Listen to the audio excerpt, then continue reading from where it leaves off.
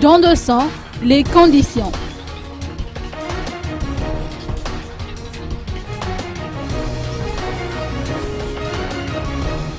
Les donneurs de sang bénévoles et réguliers qui approvisionnent la banque de sang de l'hôpital Agiera d'Ampeflou sont encore trop peu nombreux.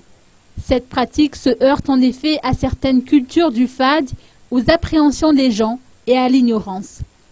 Or, l'on a de cesse de répéter que donner de son sang permet de sauver des vies et comporte d'autres avantages tels que le renouvellement des cellules. D'après les explications de Jocelyn Angenassoul, donneur régulier, les familles des bénévoles sont priorisées en cas de besoin. C'est-à-dire qu'en cas d'hospitalisation nécessitant une transfusion sanguine, les familles des donneurs bénévoles sont priorisées.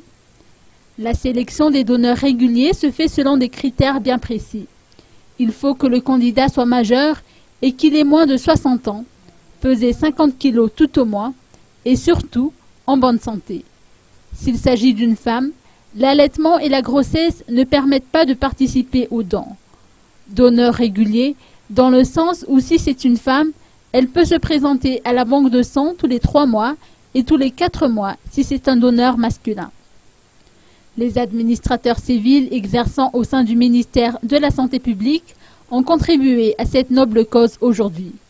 Thierry Rakoutnariv, président du syndicat, a expliqué qu'il a tenu à donner sa bénédiction aux élèves administrateurs civils qui étudient à l'École nationale de l'administration de Madagascar à travers cette action.